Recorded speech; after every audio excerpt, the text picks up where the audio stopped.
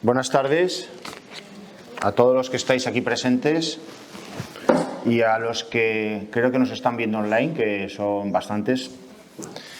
Bueno, lo primero, agradecer la invitación a Minerva y a la asociación para participar, como venimos haciendo ya desde hace muchos años, en este Día Mundial de la Fibromialgia, aportando nuestro granito de arena desde el punto de vista legal, ¿vale? Prestando ese asesoramiento que prestamos desde el despacho a todos los asociados. Lo que vamos a tratar hoy es, en primer lugar, los aspectos legales de la incapacidad en sus distintas modalidades. Vamos a dedicar una parte importante a hacer referencia a las novedades, que es lo que más puede interesar, que han tenido lugar en los últimos años. Por un lado, en lo que se refiere a la discapacidad, que como sabéis hay una nueva normativa reguladora. Vamos a hacer una pequeña referencia a ella y vamos a acabar viendo qué lugar ocupa la fibromialgia y la fatiga crónica dentro de la nueva regulación. También quiero hacer referencia como novedad o hacer un mayor hincapié en las bajas médicas, que es uno de los temas del que más dudas tenéis cuando venís al despacho, las bajas médicas y las novedades que ha habido en materia de bajas médicas.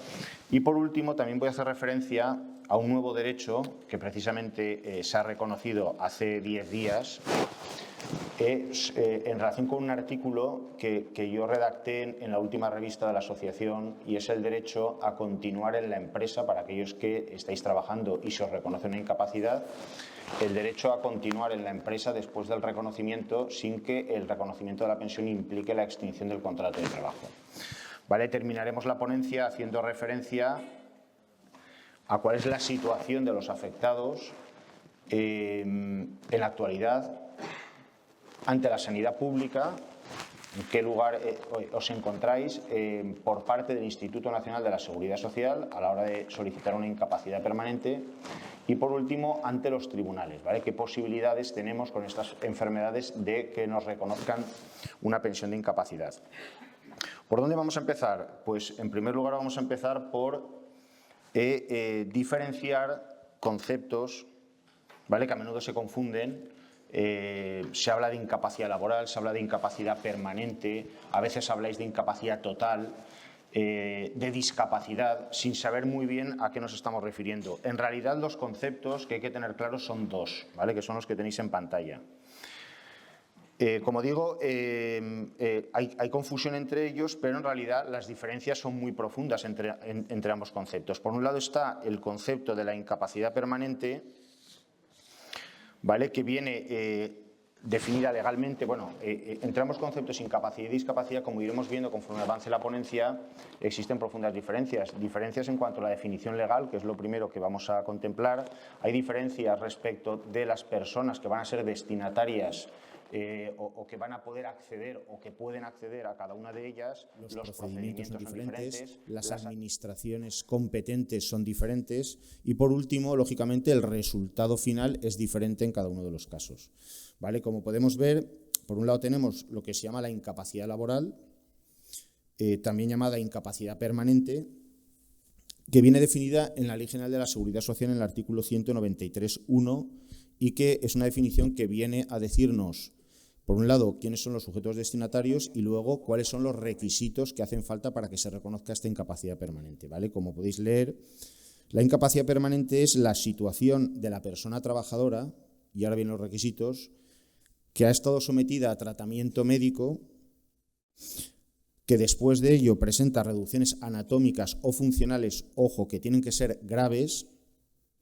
objetivables y previsiblemente definitivas, que disminuyan en algunos casos o anulen la capacidad laboral. Luego veremos cómo estas condiciones son necesarias para que se pueda reconocer una incapacidad permanente para el trabajo. Esta definición es la definición de la incapacidad contributiva, ¿vale? Además existe, como luego veremos, una modalidad no contributiva de incapacidad.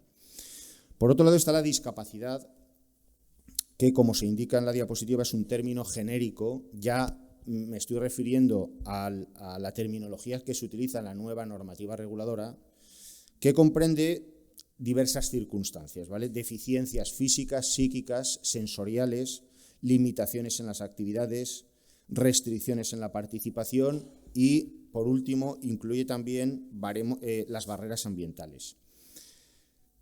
aunque no está reconocida legalmente, se puede dar una definición de la persona con discapacidad como aquellas personas que presentan deficiencias físicas, mentales, intelectuales o sensoriales previsiblemente permanentes que, al interactuar con diversas barreras, pueden impedir su participación plena y efectiva en la sociedad en igualdad de condiciones que los demás.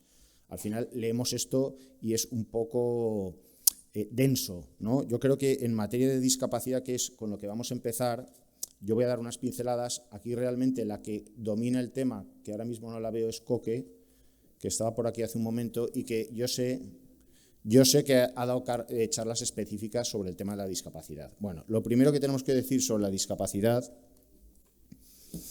es la nueva regulación que se ha aprobado. Es la nueva regulación que tiene ya 2 años desde la entrada en vigor, ¿vale? Entró en vigor más o menos hace 2 años, en abril del año 23.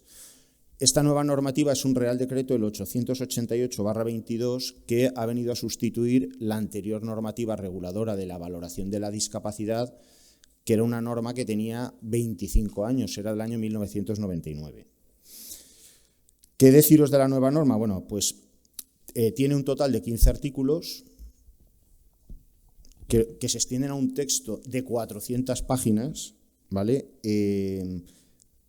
Aparte de los 15 artículos, luego tiene una serie de anexos que recogen los baremos, conforme a los cuales se hace la valoración, y que en su artículo primero viene a establecer cuál es el objeto de esta normativa reguladora, que es establecer el procedimiento para evaluar la discapacidad, fijar los organismos competentes para reconocerla, establecer los baremos aplicables, y con la finalidad última es de que a nivel nacional se uniformicen los procedimientos y los criterios de evaluación.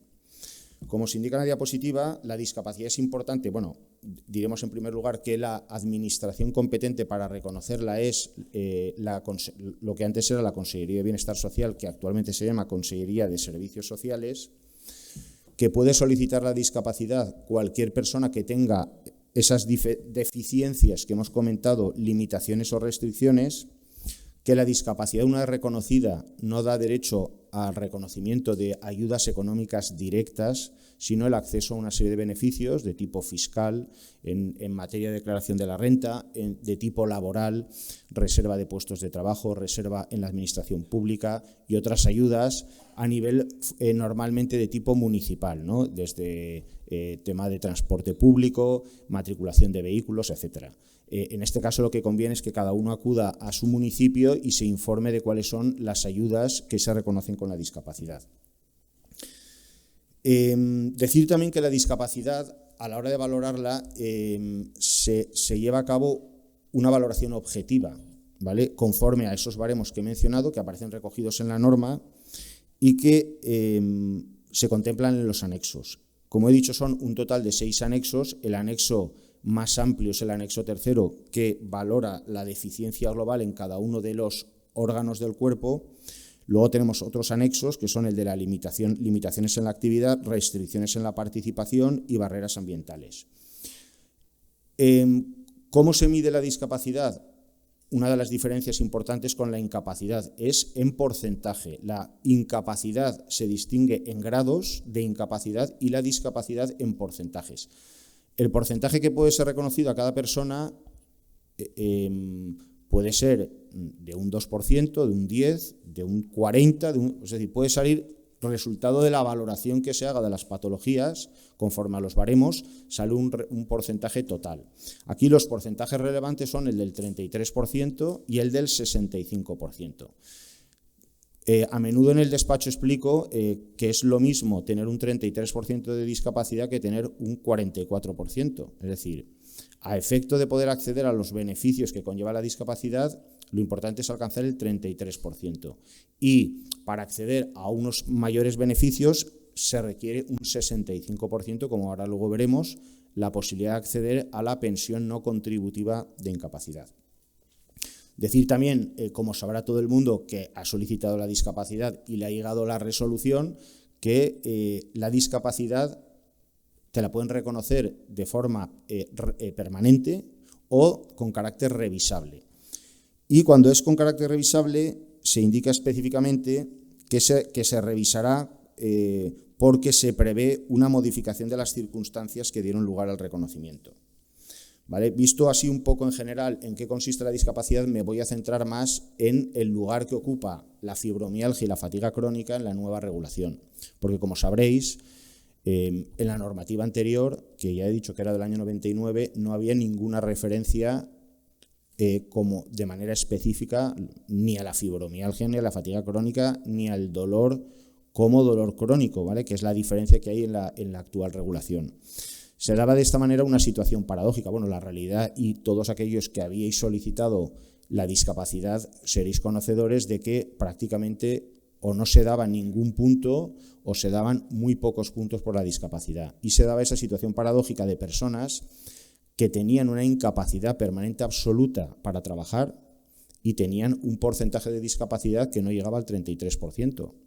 ¿Vale? La diferencia es que efectivamente estaban incapacitados para hacer su trabajo, pero al tener solo fibromialgia o fatiga crónica no se les daba un porcentaje de discapacidad, o a veces cuando el tema lo llevábamos a juicio se reconocían unos pocos puntos, pero acudiendo a otras patologías, encasillándolo en otras patologías que no estaban directamente relacionadas, pero que se podía en cierto modo acudir a ellas, ¿vale? Pues entonces, centrándonos en la fibromialgia dentro del nuevo Real Decreto, bueno, pues buscando, ya os he dicho que la norma tiene 400 páginas, he encontrado dónde está la referencia directa que encontramos ahora, ¿vale? Que es en el anexo tercero, hay un capítulo, que es el capítulo 6º, que se titula Deficiencia relacionada con el dolor, ¿vale? Y se refiere únicamente al dolor crónico, aquí, donde incluiríamos la fibromialgia. Entonces, aquí es importante decir que lo primero que se recoge en este capítulo es qué se entiende por dolor crónico. Y dice que es aquel que persiste más de 3 meses. Lo que dice a continuación es que no todos los supuestos de dolor crónico se van a valorar de cara a la discapacidad, y exige 3 presupuestos que vienen recogidos en el capítulo. Te dice que para que el dolor crónico sea evaluado y se dé un porcentaje de discapacidad, tiene que haber transcurrido un plazo mínimo de 1 año de tratamiento para asegurar la persistencia del dolor. Debe haberse dado el fracaso en su recuperación a pesar de las propuestas terapéuticas. Y por último, deberán considerarse la severidad de las consecuencias. Es decir, que no todos los supuestos de fibromialgia pueden dar lugar al reconocimiento de un determinado porcentaje. Habrá que tener en cuenta que se den estos 3 presupuestos. Pero es que además, como novedad importante, ya viene a adelantarnos que en los casos en que se dé un porcentaje de discapacidad por fibromialgia o por dolor crónico, se procederá a revisar la discapacidad. Y dice que se revisará cada 2 años hasta asegurar que estén agotadas las medidas terapéuticas y se haya alcanzado la máxima mejoría clínica. Por lo demás, deciros que contempla este capítulo 6 contempla además peculiaridades de cara a la evaluación cuando el dolor no se acompañe de resultados objetivos, que es lo que ocurre con la fibromialgia, y luego incluye una referencia directa a la fatiga crónica cuando ésta constituya el síntoma principal. Por último, y como novedad, que yo creo es importante, se ha incluido en la nueva normativa, en este capítulo 6, se ha incluido un cuestionario, ¿vale?, que se titula o que se llama, de varias hojas, donde se responden unas preguntas, cuestionario de discapacidad asociada al dolor, y otro que es una escala de impacto de la fatiga. Bueno, mirando ahora cuál es el resultado de este reconocimiento, ya he dicho que llevamos 2 años desde que se publicó la norma. Bueno, pues el resultado ahora mismo, desde el punto de vista del abogado, están a punto de dictarse ya las primeras sentencias, ¿vale? Normalmente el proceso judicial tarda 2 años o más. La norma se publicó en abril del año 23 y ahora empezarán a salir las primeras sentencias. Entonces, entiendo pues, que se abre la puerta, desde luego, que una mayor opción a un reconocimiento de un grado de discapacidad derivado de la fibromialgia y la fatiga crónica se abre. Lo que no os puedo asegurar de momento es en qué porcentajes nos estamos moviendo, ¿vale? Cosa que en breve podremos ver las sentencias por donde se están moviendo. Eso en cuanto a la discapacidad. Como os he dicho, la incapacidad permanente tiene dos modalidades, la contributiva, que es la que veremos en último lugar, y la incapacidad no contributiva. En esta voy a ser breve, simplemente deciros que la incapacidad no contributiva la puede solicitar, a diferencia de la otra, aquellas personas que nunca habéis tenido cotizaciones, que no habéis cotizado lo suficiente, siempre y cuando la persona que lo solicita carezca de recursos económicos y además que tenga un importante grado de discapacidad. Al final lo que se trata es una ayuda que el Estado ofrece a personas sin recursos y que están enfermas en un grado importante. ¿Quién tiene la competencia en este caso? El INSERSO, que es el Instituto de Mayores y Servicios Sociales, que es un organismo que está transferido a las comunidades autónomas. Los requisitos para acceder a la pensión no contributiva, como podéis leer ahí, son tener más de 18 años y menos de 65, residir legalmente en España y haberlo hecho durante 5 años. Aquí va el punto de la discapacidad. Es imprescindible tener una discapacidad de al menos el 65%. Y luego se establece un límite de ingresos, en los que se tienen en cuenta no solamente los ingresos de la persona que solicita la ayuda, sino de las personas que conviven con él. Y aquí se tienen en cuenta los ingresos, la suma de los ingresos del número de conviventes, ¿vale? Y va en función del número de conviventes y de todos los miembros de la unidad económica. En cuanto se reconoce la modalidad no contributiva, las ayudas que se conceden en este caso son unas prestaciones económicas, asistencia médica, asistencia farmacéutica, acceso a servicios sociales y luego esa ayuda económica que viene establecida legalmente para cada año, cuyo importe máximo para el año 25 es lo que veis en pantalla, 564,70 euros en 14 pagas, teniendo en cuenta que este es el importe máximo de la pensión no contributiva y que en función de los ingresos del interesado y de los miembros de la unidad económica de convivencia, ese importe se va a ir reduciendo, habiendo garantizado una cuantía que es el 25% del importe que indica. Es decir, lo mínimo que se puede cobrar en cualquier caso sería el 25% de esa cuantía y en el caso del importe máximo sería la que os indico por 14 pagas. Pasaríamos por último ya, para quedarnos en ella, en la incapacidad contributiva, en la que, como vemos, la competencia es del Instituto Nacional de la Seguridad Social. En este caso es un organismo nacional que funciona a través de sus direcciones provinciales, a diferencia de la discapacidad que, como hemos dicho, se valora de manera objetiva aplicando unos baremos.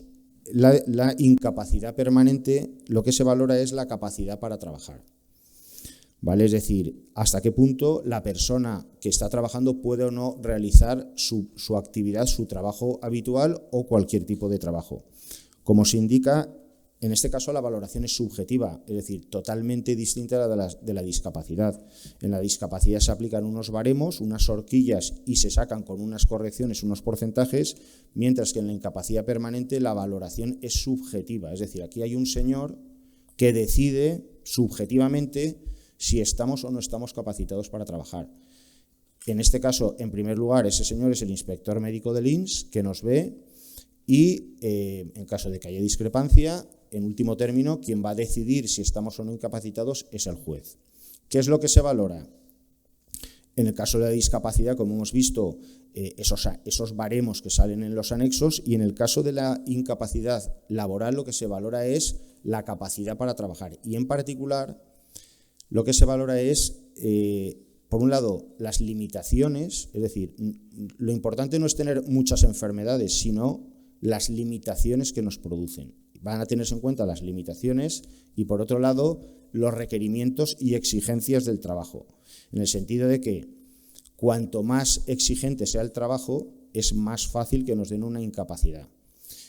Y como digo, podemos tener una patología o unas pocas patologías que nos causen muchas limitaciones y sea suficiente para que nos den la incapacidad, y puede ocurrir que tengamos muchas enfermedades pero que no tengamos limitaciones. Y luego tocaremos el tema, no ya de que tengamos pocas limitaciones, sino que los informes médicos que aportemos no recojan las limitaciones, que al final es el problema que tenemos en la mayoría de los casos.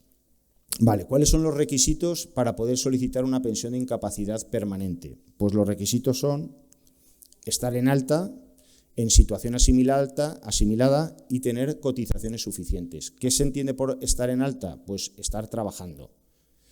Para pedir una incapacidad permanente es necesario estar trabajando o en situación asimilada al alta, que son otras situaciones legales que se equiparan a estar trabajando, como por ejemplo estar en situación de baja médica, estar cobrando el paro o estar cobrando el subsidio, ¿vale? Hay gente que viene y me pregunta, oye, es que yo no puedo pedir la incapacidad porque es que no estoy trabajando. Y le explico, mira, es que no es imprescindible que estés trabajando. Basta con que se dé cualquiera de las situaciones asimiladas, que estés en el paro, que estés cobrando el subsidio, incluso que se haya terminado el subsidio y estemos renovando la demanda de empleo. Con eso ya sería suficiente, pero ese requisito es muy importante porque si no se nos denegará la incapacidad, es decir, estar en alta, en situación asimilada al alta y luego también, lógicamente, tener cotizaciones suficientes. En cuanto a las cotizaciones, la pensión de incapacidad, como ahora veremos, el importe que se cobra depende de lo que cada uno ha cotizado. Y para poder acceder a ella se exige un determinado número de años de cotización, que varía en función de la edad. Hay establecido, bueno, es una escala de cotizaciones en función de los años que es diferente para los que tienen menos de 31 años, se calcula de una forma y a partir de los 31 se exige un mayor número de años, de tal manera que cuanto más mayores somos, más años de cotización nos exigen. ¿Cuál es la cuantía de la pensión? Pues como digo, el importe que cada uno va a cobrar de la pensión de incapacidad va a depender de las cotizaciones que tiene. Cuanto más cotiza uno, tiene una nómina más alta o tiene unas cotizaciones superiores, más pensión le va a quedar. ¿Y cómo se calcula esa pensión? Pues aplicando una fórmula que establece la ley, que es la llamada base reguladora. La base reguladora está establecida para la pensión de incapacidad y para el resto de pensiones, y es una fórmula que también en el caso de la Ley General de la Seguridad Social distingue para mayores de 52 años y para menores de 52 años. De tal manera que una vez que se ha fijado la base reguladora, sobre esa base, en función del tipo de incapacidad que ahora veremos, se aplica un determinado porcentaje. Ese porcentaje determina la cuantía final de la pensión que vamos a cobrar. Y aquí conviene hacer referencia también a lo que se llama el complemento a mínimos, ¿vale? Podemos aplicar la fórmula del reconocimiento de la incapacidad y que resulte una pensión muy pequeña porque la persona tenía unas nóminas muy bajitas o en los últimos años no tenía cotizaciones y al final, como hemos visto en muchos casos, te puede quedar una pensión de 100 euros al mes. Entonces, por ley está previsto el llamado complemento a mínimos y es que el Estado complementa ese importe hasta lo que se llama la cuantía mínima legal. Esta cuantía mínima es diferente para cada tipo de pensión, las de jubilación, las de incapacidad, etcétera, y dependen, por un lado, de la edad que tengamos cuando nos den la incapacidad, si vivimos solos o vivimos con otra persona y si esa otra persona está a cargo o no está a cargo. En función de todas esas opciones, el importe del mínimo se establece en cuantía diferente y se nos complementa. Para ello, además, para cobrar el complemento es necesario que no se supere un límite de ingresos, de manera que si sumamos a la pensión otros ingresos que tenga el interesado, pueden ser ingresos del trabajo, porque realice otro trabajo, ingresos del capital, etcétera, etcétera. Si se supera el límite de ingresos, no se cobra, no se percibe el derecho al complemento. La pensión de incapacidad, como se indica, es una pensión vitalicia en principio, ahora veremos los diferentes grados, y se percibe, como su nombre indica, mientras la persona continúa con vida. La pensión se extingue por fallecimiento, se puede extinguir por revisión, por mejoría, es decir, cuando se reconoce la incapacidad, se puede incluir, como ocurre a veces, que la revisión podrá ser objeto de revisión porque se espera que haya una mejoría, en cuyo caso se retira la pensión de incapacidad. ¿Qué pasa cuando cumplimos 65 años? Pues aquí también se generan muchas dudas y cuando vienen al despacho me preguntan, mira, es que estoy cobrando la pensión y estoy a punto de cumplir 65, entonces quiero ver si puedo optar o si podría elegir la pensión de jubilación. Entonces, lo que tenéis que saber es que La persona que tiene reconocida una pensión de incapacidad, cuando cumple 65 años, sigue cobrando esa pensión de incapacidad. Y lo único que ocurre es que cambia el nombre, pasa a llamarse pensión de jubilación. Y se cobra exactamente lo mismo. Ni puedes optar, ni puedes elegir, aunque tuvieras años cotizados, porque tú ya estás jubilado, es decir, eres pensionista ya. Sí que cabe una posibilidad de que, estando cobrando la pensión de incapacidad, se nos pudiera reconocer una pensión de jubilación. Pero para ello es necesario que tengamos la pensión de incapacidad y posteriormente hayamos iniciado un nuevo trabajo compatible y hayamos generado los requisitos para causar derecho a una pensión de jubilación, en cuyo caso podemos cobrar la pensión de incapacidad y la pensión de jubilación. No es muy habitual, porque lo normal es que la mayoría de las personas a las que se les reconoce la incapacidad, siempre hay excepciones, tienen ya una cierta edad y después de ser pensionistas, generar una nueva pensión, lo mínimo serían 15 años de cotización para cobrar la pensión mínima de jubilación. ¿Vale? Pasaríamos ahora a ver los grados de incapacidad. Como os he dicho, el importe de la pensión depende del grado que nos reconozcan. En la incapacidad permanente hay varios grados. Por lo general la gente los grados los comprende. Lo que sí que es verdad, como he dicho al principio, es que a veces se confunde la incapacidad absoluta con la incapacidad total. Se llama incapacidad o llaman incapacidad total refiriéndose a la absoluta. Yo os voy a explicar un poco por encima que está, por un lado, la incapacidad parcial, que es poco habitual, no se suele reconocer, de hecho es de las que menos veces se reconoce, que es una reducción en la capacidad que no llega al grado de total, que efectivamente produce una disminución en la capacidad de trabajo de al menos el 33%, pero que no le impide a la persona continuar realizando su trabajo. En este caso, el INS lo que hace es que reconoce la incapacidad parcial y el sujeto, la persona, continúa realizando el mismo trabajo que hacía. Aquí lo peculiar es que lo que se reconoce es un pago único, no se paga una pensión. La incapacidad parcial solamente da derecho a cobrar una cuantía que son 24 mensualidades de la base reguladora. Vale. El siguiente grado de incapacidad, como podéis ver, es la incapacidad total para la profesión habitual. Como su nombre indica, es aquella incapacidad que nos impide continuar realizando nuestro trabajo habitual y que no llega a ser absoluta, es decir, la incapacidad para la profesión que veníamos haciendo y dentro de ella para las fundamentales tareas de esa profesión.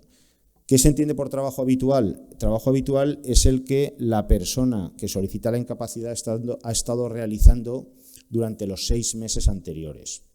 Aquí también se producen a veces problemáticas a nivel judicial, porque claro, se dan a veces el caso de una persona que ha estado 30 años realizando un trabajo, por el motivo que sea, o le han despedido o ha cambiado de trabajo porque no podía hacerlo por razones de incapacidad. Se ha dado de alta en un trabajo más liviano, pues de administrativo, de telefonista o cualquier trabajo más liviano, ha solicitado la incapacidad y se la han valorado para ese trabajo, cuando en realidad su profesión habitual no es la última, sino la que ha hecho más años. En los temas en que hemos discutido esto en vía judicial, por lo general se nos ha dado la razón. Es decir, aunque la ley dice que se valorará la profesión realizada durante más tiempo en los últimos 6 meses, en realidad lo que procede es que se valore el trabajo que más tiempo se ha realizado durante la vida laboral. Lo importante de la incapacidad total es que es compatible, esto es lo fundamental, es compatible con otro trabajo distinto. Es decir, a la persona que se le reconoce la incapacidad para su profesión habitual pasa a ser pensionista de incapacidad y puede dedicarse a otro trabajo, de manera que puede cobrar la pensión y realizar una actividad que le genere un nuevo sueldo. Claro, aquí el problema es que, cuando uno se le contrata para un nuevo puesto de trabajo, tiene obligación de informar al INS de que va a realizar una nueva actividad y está sujeto a que le puedan revisar el grado de incapacidad porque puedan entender que ese trabajo es incompatible con las patologías que dieron lugar al reconocimiento de la pensión. En el caso de la incapacidad permanente total, se reconoce una pensión vitalicia que, como podéis ver, es del 55% de la base reguladora, que es más bajita que la incapacidad absoluta, pero se puede compatibilizar con otro trabajo. Luego tenemos en la total un grado cualificado, que es la incapacidad permanente total cualificada, que supone un complemento del 20% siempre que se cumplan 55 años. Aquí es destacable que este complemento antiguamente se pagaba automáticamente, pero que ya hace muchos años el que quiera cobrarlo porque no trabaja, el requisito para cobrar este complemento es tener 55 años y no desarrollar ningún tipo de trabajo. Lo que hay que hacer ahora es pedirlo. Si no lo pides, no te pagan el complemento.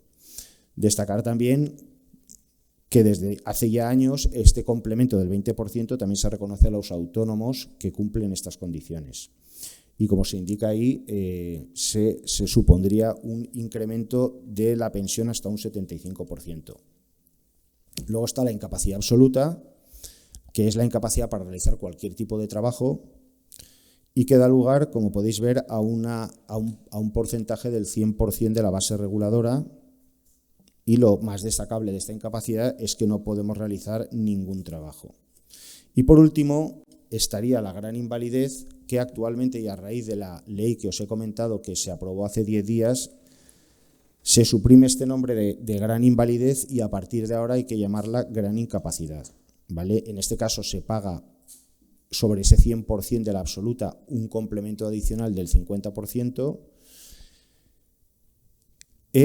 para aquellas personas que tienen una incapacidad absoluta pero que necesitan la ayuda de otra persona para realizar los actos más esenciales de la vida, como son lavarse, peinarse, personas que están en silla de ruedas, que no pueden alimentarse. Se reconoce en estos casos la gran incapacidad, que supone cobrar un 50% adicional sobre el importe de la base reguladora. Y por lo general, la finalidad de este 50% es retribuir a la persona que nos cuida, o se puede pedir la sustitución por el alojamiento, la solicitud para alojarse en un centro asistencial. Vale, esto es un poco por encima los grados de incapacidad a los que podemos tener acceso y pasaríamos a ver el procedimiento para solicitarla. Si bien antes me gustaría hacer una referencia porque es presupuesto previo, normalmente para acceder a la incapacidad permanente, el paso previo es pasar por una baja médica, aunque como os he dicho, no siempre es imprescindible. Vale, entonces, ¿qué pasa con las bajas médicas? Bueno, pues que generan mucha confusión, ¿no? Porque las bajas médicas tienen diferentes fases, hay muchas dudas, mucha confusión con la duración que tiene cada una de las fases, quién tiene competencia en cada una de esas fases y luego qué es lo que pasa cuando termina cada una de estas fases. Entonces, podemos ir viéndolo, si queréis, por periodos. La baja médica como tal, por la que me imagino que la gran mayoría habéis pasado, la baja médica durante los 365 primeros días, que es la baja médica ordinaria, digamos, ¿no? La de los 12 meses, la competencia la tiene el médico de cabecera. O en su caso, si es por derivada de accidente de trabajo o enfermedad profesional, sería la mutua. Pero bueno, dentro de estos 12 meses la competencia la tiene exclusivamente el médico de cabecera. El médico de cabecera es el que da la baja médica. Cuando hay una mejoría o curación, da el alta médica. Si luego es necesaria otra baja médica, es el médico de cabecera el que la da, y en función de si esa baja médica es por la misma o similar patología o no, si es una patología distinta, se da una nueva baja, y si es la misma o similar patología, se da lo que se llama una recaída, ¿vale? Pero todas las competencias la tiene el médico de cabecera. La baja, como digo, puede durar una semana, 2 meses, o puede llegar a durar un máximo de 12 meses. ¿Qué pasa cuando llegan los 12 meses? Hasta ahora, a los 12 meses siempre se pasa por el inspector médico, ¿vale? A partir de los 12 meses, el médico de cabecera deja de ser competente y la competencia la tiene el inspector médico del INS para tomar todas las decisiones. Entonces, hasta ahora, al año, se pasaba siempre por el inspector médico y las opciones eran, después del reconocimiento, o bien el alta médica, o bien se decidía iniciar por parte del INS de oficio el procedimiento de incapacidad permanente, o se concedía, en los supuestos en que consideran oportuno, se acordaba expresamente la prórroga de la baja médica.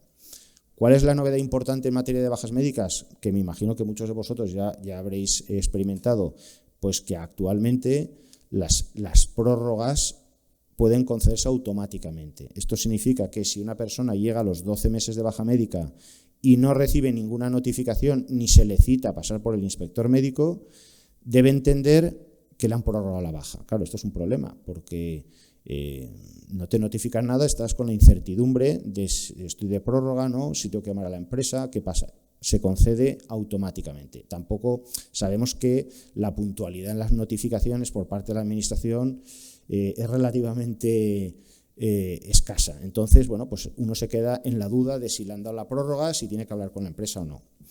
Esto a los 365 días. Como hemos dicho, se puede acordar la prórroga, en cuyo caso la prórroga, segunda fase, tiene una duración máxima de 180 días. Aquí hay que deciros que la prórroga no tiene por qué durar 6 meses. De hecho, la prórroga puede durar una semana, 10 días o 4 meses. Eso dependerá de que ellos prevean que durante la prórroga, el motivo por el cual se da es porque entienden que hay una mejoría o una curación que permite reincorporarse al trabajo. Si consideran que esto se ha producido a los 2 meses, pues la prórroga concluirá a los 2 meses. Nuevamente, se nos cita al inspector médico, en este caso la citación es obligatoria, en el caso, pongamos, de que la prórroga dura los 6 meses, estaríamos hablando ya de 545 días de baja médica, y ahí otra vez volvemos a lo que hemos comentado antes. Aquí pueden pasar 3 cosas: que se nos dé la alta médica y luego que se proceda a la valoración de la incapacidad permanente. La diferencia es que aquí es obligatorio, es decir, obligatoriamente el INS tiene que valorar la incapacidad permanente, aunque cabe una tercera posibilidad, y es que se acuerde que en vez de valorar la incapacidad se retrase el alta médica, se retrase hasta un máximo de 180 días. Es lo que se llama la demora de calificación, que es una segunda prórroga pudiendo llegar hasta los 720 días. Como digo, tampoco es necesario que se agote, tiene una duración máxima de 80 días. Esta última prórroga sí que es relevante para los que están trabajando, porque al concluir el año y medio se produce otra circunstancia llamativa, y es que cuando agotamos los 545 días, el que está trabajando le tramitan la baja en la empresa, que se asusta a la gente, claro, me han dado de baja, le finiquitan la relación laboral, pero tiene que saber que está en una situación de suspensión del contrato de trabajo, de manera que cuando concluya la demora, si al final se deniega la incapacidad y se da la alta médica, uno lo pone en conocimiento de la empresa y se reincorpora a su puesto de trabajo. Vale, esto es un poco las fases de la baja médica con sus 2 prórrogas y su duración máxima, y los órganos competentes. Hay 2 puntos que merece la pena contemplar, que son otro tema que genera muchas dudas, y es qué pasa cuando me dan el alta médica, en los 180 días siguientes a la alta médica. Y me refiero a altas médicas que se producen a los 365 días, a los 545 o cuando me deniegan la incapacidad permanente. En este caso lo sabréis todos porque os llega en la carta donde os dan el alta y te pegan el susto, ¿no? El único competente para conceder una nueva baja médica es el inspector médico. Y no se pueden coger bajas médicas en los 180 días siguientes al alta por la misma o similar patología. Vale, entonces la gente entiende, bueno, pues me cojo la baja por otra patología. Yo tengo muchas, ¿no? Tengo fibromialgia, fatiga crónica, depresión, tengo hernias cervicales, lumbares, migrañas. Pues no. Es decir, si tú solicitas la baja médica en los 180 días siguientes por otra patología distinta, lo normal es que el INS te mande una carta y te diga que esa baja es nula, porque es lo mismo que tenías durante la baja, ya que el INS no contempla la patología que sale directamente en el parte de baja, sino todo el cuadro clínico. Eso es discutible legalmente. De hecho, también hemos llevado procedimientos en los que, claro, si la baja médica te la dan por fibromialgia y luego la baja es porque te da un enganchón lumbar y te dicen que eso es lo mismo que tenías, pues eso, si lo llevas al juzgado, te suelen dar la razón. Pero claro, aquí hay que valorar siempre, meterte en un procedimiento contra la Seguridad Social, que te van a denegar en vía administrativa, que el juicio va a salir a los 2 años y medio. Al final, si compensa o no discutir esa baja médica, oye, o que me den el alta, no sé lo que me queda para completar los 6 meses, o solicitar una baja por otro motivo diferente. Y por último, para terminar, sobre las bajas médicas, indicaros que en todos los supuestos de alta, como también veréis cuando os lleguen las resoluciones, hay la posibilidad de impugnar el alta médica. Los plazos de impugnación y los procedimientos son diferentes dependiendo de si el alta es a los 12 meses, si es a los 545 días o a los 720 días. Vale, en cuanto al procedimiento, muy rápidamente, comentaros que la incapacidad permanente la puede solicitar el interesado, lógicamente, la puede pedir en cualquier momento, no solo, como he dicho inicialmente, después de una baja médica. Es imprescindible que cumpla los requisitos necesarios para ello, estar en alta, en situación asimilada a la de alta y tener cotizaciones suficientes, y la puede tramitar de oficio el INS, como también he comentado, voluntariamente al concluir el año o antes, y obligatoriamente al concluir los 18 meses. Las valoraciones de incapacidad también las puede promover el Servicio Público de Salud y las mutuas de accidentes las pueden promover.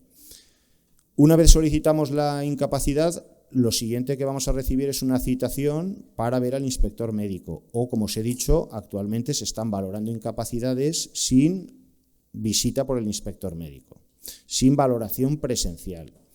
Entonces, claro, eso genera problemas de que muchas veces faltan informes médicos que no se han podido aportar al inspector, ¿vale? Con lo cual hay que aportarlos en vía de recurso administrativo. Bueno, se nos cita por el inspector. Muchos de vosotros habéis pasado ya por ese trance, ¿no? En ocasiones, bueno, normal y en ocasiones bastante desagradable. Pero bueno, al final el inspector médico elabora un informe con una entrevista personal, examina los informes médicos y ese informe termina con unas conclusiones que se elevan a lo que se llama el tribunal médico.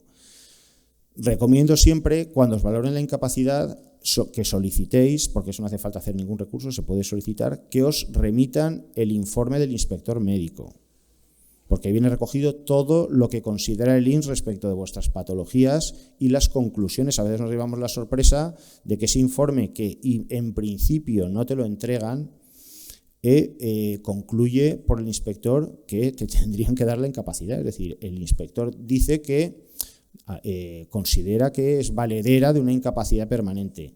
Ese informe pasa al tribunal médico, que es efectivamente un tribunal que tú no vas a ver, es un grupo, es un conjunto de personas, un inspector de trabajo, un inspector médico, y este tribunal médico elabora lo que se llama el dictamen propuesta, que se eleva por último al director provincial, y este es el que firma, ¿vale? Lo que nos encontramos a veces es que el inspector médico, que es el que te ha visto y que realmente te ha visto 15 minutos, esto lo podríamos enlazar con lo que pasa luego en los juicios y por el INS, que da mayor credibilidad o mayor valor a lo que dice el inspector médico que te ha visto 15 minutos, que todo el tocho de informes de la sanidad pública, de doctores, reumatólogos, unidad del dolor, neurólogos. Pues bueno, el informe del inspector médico es más objetivo, imparcial y tiene más peso que lo que dicen los especialistas.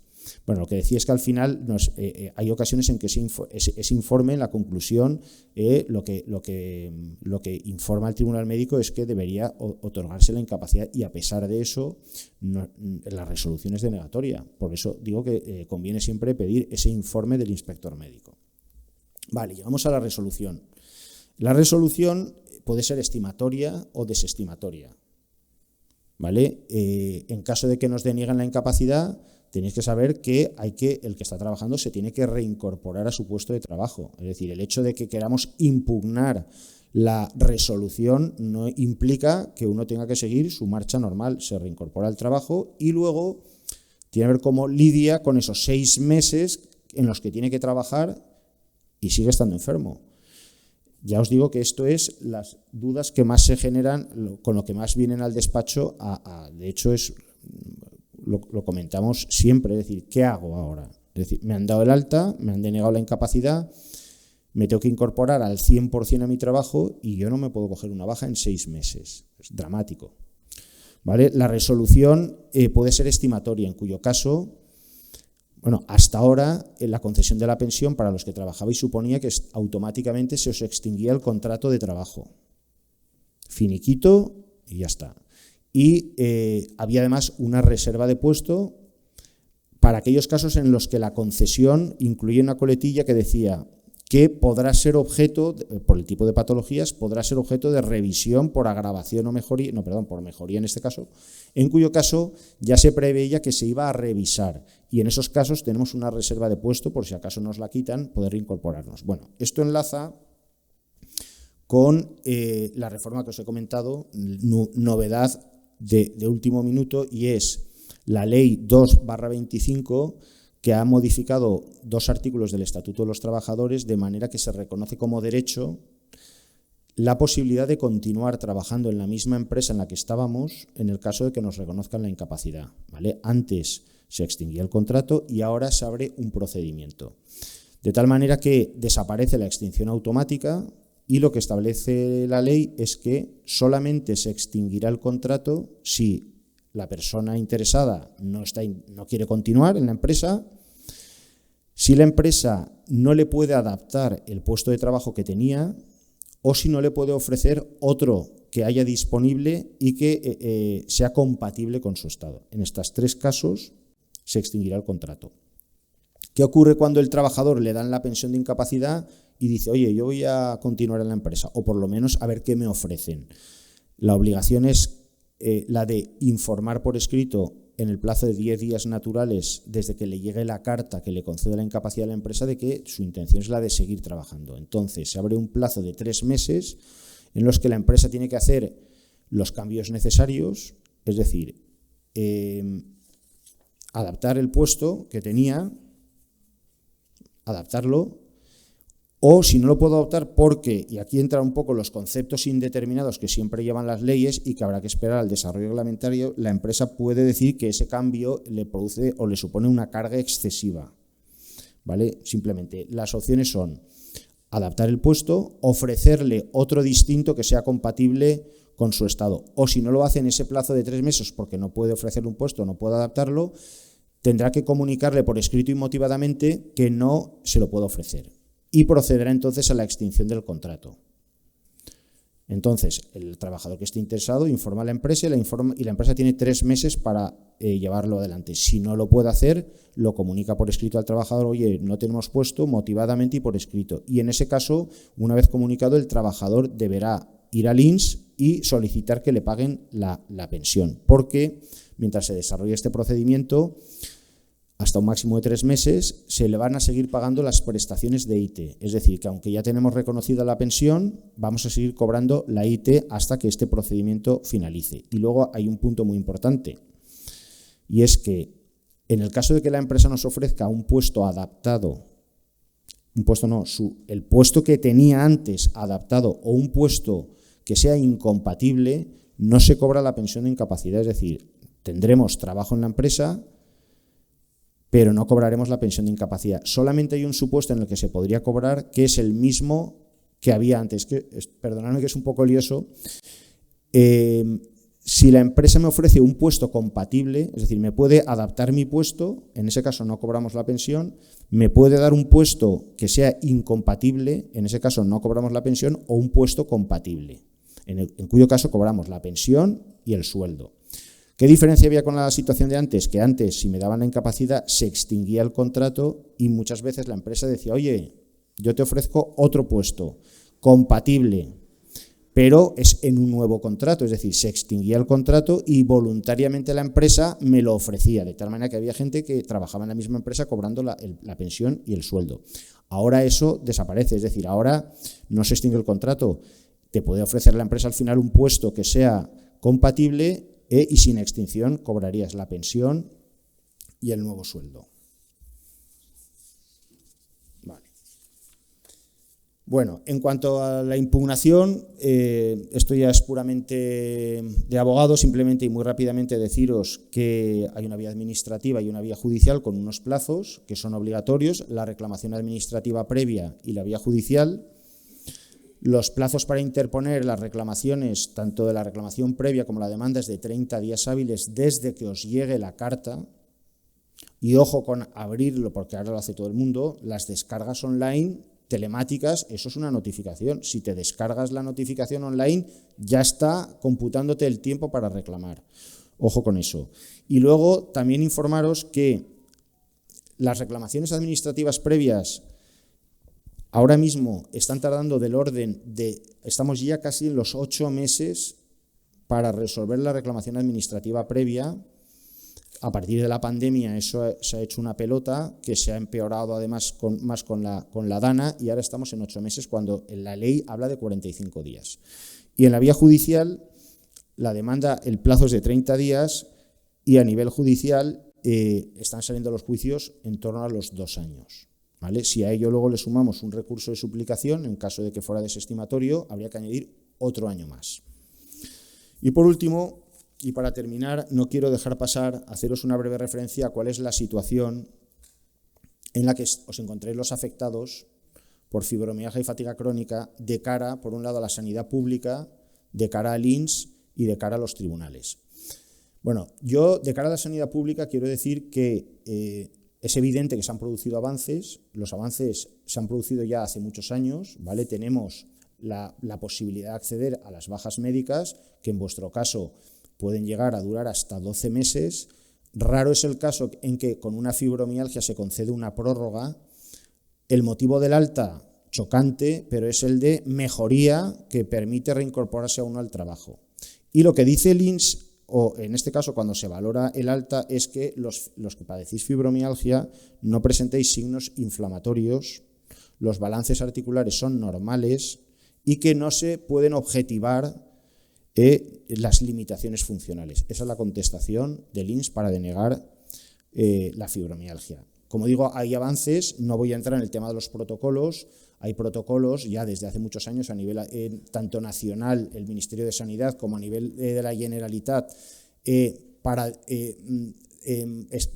dar difusión mediante directrices a los profesionales sanitarios con más o menos acierto, informando qué es la fibromialgia, los tratamientos, el diagnóstico, etc.